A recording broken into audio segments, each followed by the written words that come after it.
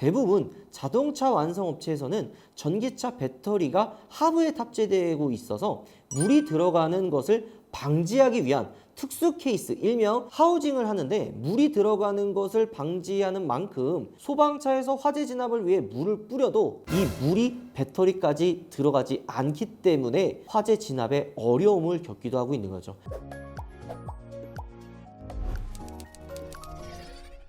우와, 여러분 안녕하세요, 한성훈입니다. 자, 오늘은 조금 무거운 이야기를 한번 해볼까 합니다. 많은 브랜드에서 전기차 모델들이 우후죽순 출시되고 있죠. 살짝 분위기가 전기차가 유행이 되면서 지금 출시하고 있는 모델에서 내연기관을 버리고 전기차로 바꾼 모델이 나오면 무조건 대박이다, 빠르게 사야지 라는 분위기가 조금 있긴 합니다. 근데 이게 사실 좀 조심해야 되긴 하거든요. 유행을 타가지고 뭔가 전기차를 구매하기보다는 내 상황에 맞는지, 내가 지금 당장 타도 불편하지 않은지를 꼭 체크를 해야 되는데, 무언가 브랜드에서 전기차가 출시하다 보니까 내가 지금 이걸 사지 않으면 시대에 뒤떨어지는 거 아니냐 라는 분위기 때문에 전기차를 구매하시는 분들이 조금씩 늘어나고 있습니다. 요즘 운전하다 보면 도로에 심상치 않게, 아니 정말 흔하게 전기차가 운행하는 거를 찾아볼 수 있죠. 일반적으로 체감상 가장 많이 보이는 전기차들은 아무래도 현대 아이오닉 5, 테슬라 모델 3, 기아의 EV6인 것 같은데요. 아이오닉 5나 EV6 같은 경우에는 도로에 택시로도 많이 보이고 있죠.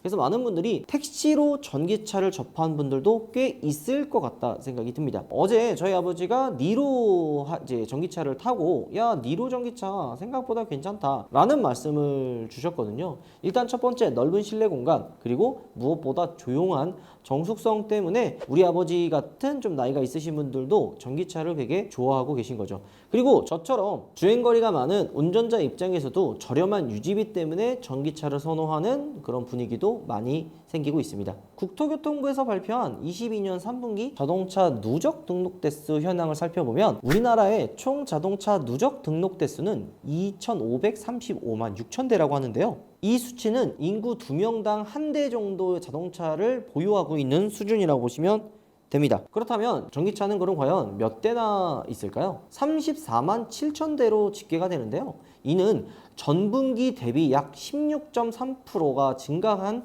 수치라고 보시면 됩니다. 이처럼 전기차의 판매량이 많이 늘어나는 것을 볼 수가 있죠. 국제적으로도 자동차 소비 패러다임이 친환경 차량으로 넘어가면서 당연하게도 우리나라 역시 하이브리드나 전기차, 그리고 수소차의 비중이 점점 높아지는 것을 지표로도 알 수가 있는 거죠. 자, 이렇게 전기차에 대한 인기, 그리고 전기차에 대한 관심도가 높아지는 만큼 전기차에 대한 안전도 항상 이야기가 나오고 있는데요. 작년과 올해 초만 해도 전기차 화재로 인한 뉴스로 굉장히 좀 안타까운 사건들도 많이 있었습니다. 예를 들어서 서부산 톨게이트 요금소 화재, 여러분들도 뉴스로 확인하셨었죠? 그때도 크루즈 컨트롤을 걸어놓고 톨게이트에 충격 흡수대를 충돌해서 화재가 급격하게 일어나고 탑승하고 있는 탑승자분들이 탈출하지 못해서 사망하는 그런 안타까운 사고가 일어났었는데요. 그뿐만이 아니라 그 전에도 테슬라가 지하주차장에서 충돌해서 탑승자분이 화재로 돌아가시는 안타까운 사고가 일어났었습니다. 자, 이것처럼 전기차 화재에 대한 이야기는 지금까지 꾸준히 나오고 있는데요. 최근에도 전기차 사고가 안타깝게도 일어나고 말았습니다. 바로 경북 영주 화재 충돌 사고인데요. 아이오닉 5 택시를 운전하시는 운전자분께서 상가벽을 충돌을 해서 화재가 일어나 안타깝게도 운전자분께서 돌아가시는 사고가 일어났는데요. 이때도 급격하게 화재가 일어나고 안에 있는 탑승자분께서 탈출하지도 못하고 밖에서도 이거를 좀 이렇게 구출을 하려고 했지만 문 손잡이가 열리지 않아서 탈출을 못한 그런 안타까운 사고도 일어났습니다. 이것 때문에 전기차 진짜 사야 되는 건가? 위험한 거 아니냐라는 이야기가 정말 많이 나오고 있고요. 자, 이것처럼 전기차에 대한 우려 섞인 시선들이 하나둘씩 생기고 있는데요. 실제로 친환경을 가장 먼저 선도하고 있는 유럽에서도 전기차를 가장 먼저 도입하고 내연기관을 퇴출시킨다고 했었는데요. 지금 분위기가 유럽에서도 내연기관 지금 당장 퇴출시키기에는 시기상조다라고 팥발 빼는 분위기가 지금 보여지고 있고, 미국에서도 전기차 좀 시기상조 아닐까라는 분위기가 일어나고 있죠. 이런 상황에서 현대 기아가 모빌리티 회사로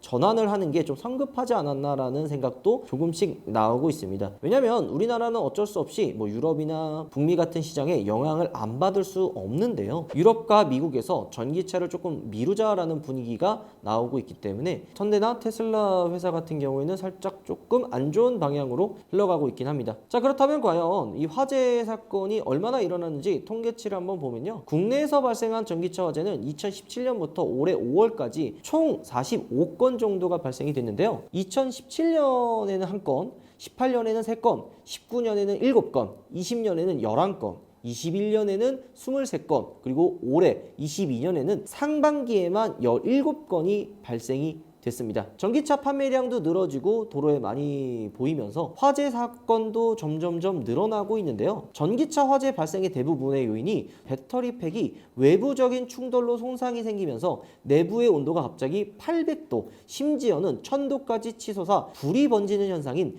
배터리 열폭주 현상으로 발생이 됩니다. 자, 전기차의 경우 일반 내연기관 차량들과 다르게 엔진이 없고 이를 리튬이온 배터리로 이제 대처를 하고 있거든요. 그렇기 때문에 배터리 내부 온도가 130도를 넘어가면 녹기 시작하고 240도 이상에서는 양극재의 열분해가 발생한다고 합니다. 그러면 화재 초기에 빠르게 진압하면 될 거 아니야? 라고 하시는 분들도 있을 겁니다. 하지만 열분해가 한번 발생하면 내부 온도가 급격하게 올라서 순식간에 1000도에 달하게 되고 이를 현상으로 열폭주라고 하는데요. 즉 열폭주 현상이 발생하면 단순히 배터리뿐만이 아니라 차량 전체로 불길이 번질 수 있는 가능성이 농후합니다.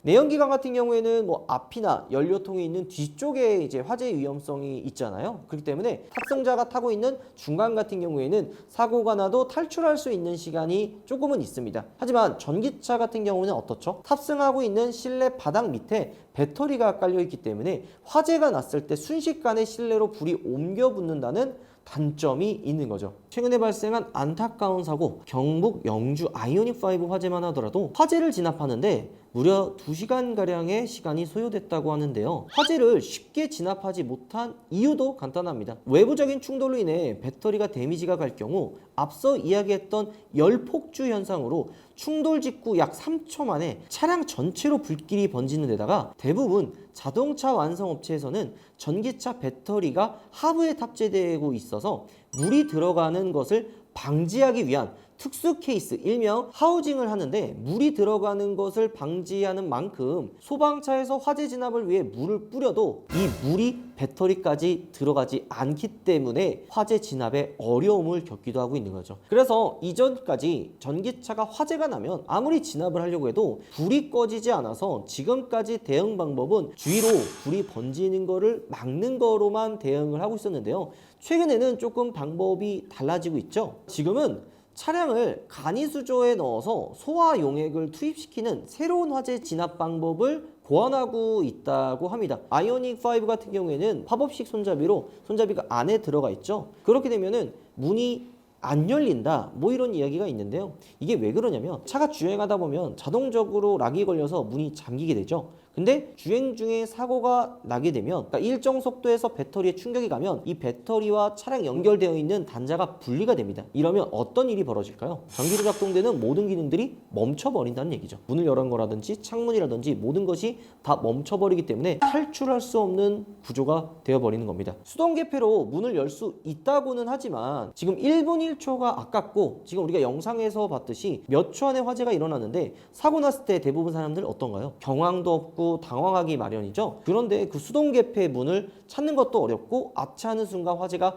바로 일어나서 이 참사로 번지는 경우가 많이 있는 거죠. 그러면 외부에서 문을 열어줘야 되는데 전압이 차단됐기 때문에 외부에서 열어줄 수 있는 방법도 없습니다. 그래서 테슬라라든지 현대 아이오닉5라든지 충돌 사고로 인한 전압이 차단됐을 때 탈출할 수 없어서 다들 이제 이렇게 안타까운 사고로 이어지는 경우가 많이 있는 거죠. 이런 경우는 이 자동차 브랜드에서 대책을 좀 마련해야 되지 않을까 생각이 드는데요. 예를 들어서 만약에 배터리와 이 차와 전압이 차단이 돼서 전기가 끊어진다면 문 도어가 자동으로 열릴 수 있게, 그러니까 개폐가 될 수 있게 수정을 좀 해놓는 게 어떨까 하는 생각이 조금은 드는데요. 전기차 등록 대수가 늘어나면 늘어날수록 이에 따른 사건 사고도 당연히 증가할 수밖에 없습니다. 자, 그렇다면 자동차 화재에 어떻게 대응을 해야 될지 방법을 저희가 한번 알아보도록 하겠습니다. 첫 번째, 사고가 안 나는 게 제일 좋겠죠. 근데 이제 자동차 운전을 해보신 분들이라면 아마 아실 거예요. 내가 아무리 잘해도 주변에서 이제 사고가 난다든지 아니면은 어떤 잠깐의 실수로 인해서 사고가 날 수 있기 때문에 이런 부분은 조금 불가항력이라고도 생각이 들지만 그래도 최대한 조심하는 게 가장 중요하고요. 두 번째는 불이 났을 때 운전자가 대처를 잘해야 된다고 생각이 듭니다. 아니, 차에 불이 나는 걸 어떻게 운전자가 잘 대처할 수 있나? 라고 생각할 수 있는데, 최근 국내에서 발생한 전기차 화재 사건의 대부분은 다른 사물과의 충돌로 인한 걸로 발생이 되었습니다. 예를 들어서 서부선 톨게이트 사건의 경우 국립과학수사연구소 감정 결과 시속 96km의 속도로 차체 하부 배터리 팩이 전면부로 충격 흡수대를 직접 타격해 열폭주가 발생한 것으로 밝혀졌죠. 당시 사고 발생 전 5초 이내로 가속 혹은 제동 페달의 조작이나 핸들의 작동이 없었던 걸로 밝혀졌으며 운전자는 자율주행을 켜놓고 직접 핸들을 조향하지 않은 채 톨게이트를 지나가면서 요금소 충격 흡수대를 정면으로 들이받은 뒤 화재가 발생됐다고 합니다. 이런 것만 봐도 자율주행을 너무 맹신하지 말고 주행에 신경을 써야 된다라는 생각이 듭니다. 자, 그러면 이건 운전자에 대한 주의사항이고, 그렇다면 회사에서 신경 써야 될 거는 과연 어떤 게 있을까요? 아까 얘기했던 것처럼 배터리 전압이 만약에 차단이 된다면 문이 자동으로 열릴 수 있게끔 대책이 또 필요할 것 같고요. 또 한 가지, 배터리입니다. 불이 나지 않는 배터리를 넣으면 되는 거 아니냐라고 생각을 할 텐데, 사실 이게 기술적인 이유와 이제 비용 문제 때문에 아직까지는 좀 지지부진하고 있는 상황이기도 하죠. 전고체 배터리라고 지금 현행 돌아다니는 차들의 대부분에 들어가 있는 리튬이온 배터리와 달리 고체 전해질이 적용되어서 강한 외부 충격에도 화재의 위험성이 적고요. 에너지 밀도가 더 높게 구현이 되어 있어서 겨울철 주행거리가 짧아질 수 있는 그런 이슈도 해결할 수가 있습니다. 야, 이렇게 다 좋으면은 전고체 배터리도 다 집어넣으면 되는 거 아니야? 라고 생각하지만 단점들도 분명히 있습니다. 이온 전도도가 낮아서 내부 저항이 발생을 하기 때문에 배터리의 수명이 짧은 편입니다. 그렇기 때문에 이걸 좀 이렇게 단점들을 보완해내기 위해서 하이브리드형 전고체 배터리가 개발되고 있는 상황이기도 하죠. 이처럼 전고체 배터리가 모든 걸 다 해결해 줄 거다라고는 할 수는 없지만 화재에 대한 위험성은 어느 정도 좀 감소하지 않을까라는 생각도 듭니다. 제가 주변에서 이런 이야기를 굉장히 많이 들어요. 오빠님, 지금 전기차 사도 될까요? 지금 나오는 전기차들 매력적인 차 많은데 정말 구매해도 괜찮을까요? 라고 물어보는데, 저는 당장 전기차가 필요하지 않는다면 조금 더 신중해질 필요가 있다라는 이야기를 여러 번 했었죠. 그 이유가 배터리 때문이기도 합니다. 우리가 10년 전으로만 돌아가면은 배터리의 효율성이 지금보다도 훨씬 더 떨어졌죠. 6천만 원이 넘어가는 BMW i3만 해도 100km가 간당간당하게 될 정도로 주행거리가 짧았는데요. 1년, 2년 해가 가면 갈수록 배터리의 주행거리도 훌쩍 늘어나고 안전에 대한 그런 걱정도 줄어들고 있죠. 아마 1, 2년 이내에 화재 위험성에 대한 부분도 꽉 잡은 그런 배터리가 출시되지 않을까라는 생각도 들고, 앞전에 이야기했던 것처럼 하이브리드형, 전고체 배터리와 리튬이온 배터리가 합쳐져 있는 그런 하이브리드형 배터리가 출시가 돼서 화재 위험성이 줄어드는 배터리가 나올 수도 있는 거죠. 아니면 지금 배터리 셀들이 이게 차곡차곡 쌓여가지고 배터리 팩을 형성하는데 배터리가 좀 더 가벼워지고 효율성이 높아져서 주행거리가 획기적으로 늘어난 그런 전기차가 출시가 될 수도 있는 겁니다. 이처럼 기술 발전이 일어나고 있는, 지금 과도기라고 봐도 될 만큼 빠르게 상황들이 변하고 있는데요. 이런 상황에 맞춰서 현명한 소비를 하기를 바랍니다. 전기차의 단점들을 너무 많이 이야기한 거 아닐까라는 생각도 드는데요. 저도 실제로 전기차를 타고 있죠. 우리 와이프가 아이들의 등하교를 위해서 폴스타2를 타고 있습니다. 폴스타2를 산 이유는 이전 시승기 때도 여러 번 이야기하겠지만, 일단은 저렴한 유지비, 꽤 이쁜 디자인, 폴스타2의 희소성, 여러 가지 이유 때문에 구매했지만 우리 와이프나 아이들도 전기차 화재 뉴스가 나올 때마다 저한테 묻곤 합니다. 이거 진짜 괜찮은 건지, 정말 위험한 거 아닌지 라는 이야기를 하는데, 저도 100% 다 걱정을 안 한다라고 하면은 거짓말이긴 하겠죠. 걱정을 하지만 안전하게 운전을 한다면 크게 위험하진 않겠다라고 이야기는 하지만 걱정이 되는 것도 사실이긴 합니다. 아마 전기차가 추후에 이제 나오는 전기차들은 이런 위험한 문제들을 다 다잡고 나오지 않을까라는 생각도 들고요. 지금 전기차 되게 많이 나오죠. 내년에도 수입차, 국산차 할 거 없이 내년에 쭉 많은 전기차가 출시가 될 예정이라고 합니다. 여러분들 전기차 살 때 뭘 중점적으로 보시나요? 디자인, 아니면 뭐 가격, 주행 가는 거리, 충전 속도, 뭐 여러 가지 중요한 포인트들이 있겠지만 요즘에는 전기차도 상향 평준화가 되어 있어서 주행거리, 충전 속도는 거의 다 비슷합니다. 그래서 그거보다 중요한 거는 얼마나 가성비 있게 효율적으로 전기차를 사는지 첫 번째 중요한 포인트고, 두 번째는 주행감이 있을 겁니다. 아마 전기차를 구매하지 않는 분들도 전기차를 한두 번씩 접해 보셨을 텐데요. 전기차 택시가 많이 보급이 되면서 택시로 한두 대쯤 아마 타보셨을 거라 생각이 듭니다.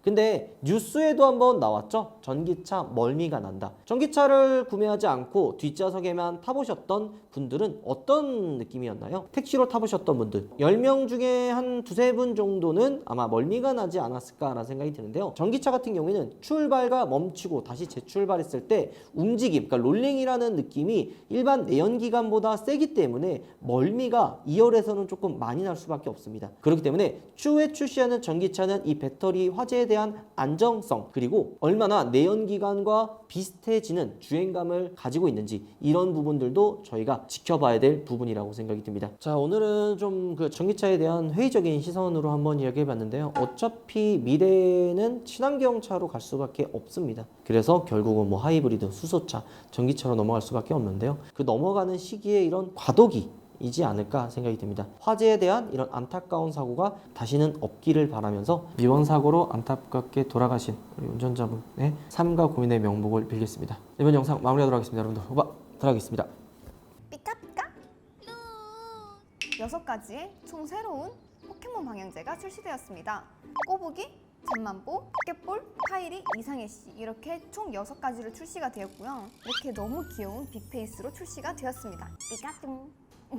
이런 디테일한 부분들이 잘 살아있고요. 너무 귀엽고 동글동글하게 잘 만들어진 것 같아요. 이 방향제는 이렇게 거치해서 실내에서도 쓸 수 있고요. 송풍구에도 이렇게 꽂을 수 있게 되어 있는데요. 거치대 바닥에도 실리콘이 붙어 있어서 대시보드 위에도 이렇게 올려놓으면 10가지의 향으로 폭넓게 취향에 따라 선택해주시면 될 것 같아요. 리필kit도 상당히 간편한데요. 이렇게 백자토로 되어 있는 속고 방향제가 나오는데요. 자석으로 되어 있어서 뗀 다음 다시 자석으로 붙여주면 끝! 아, 네가 정말 취하네요, 방향제.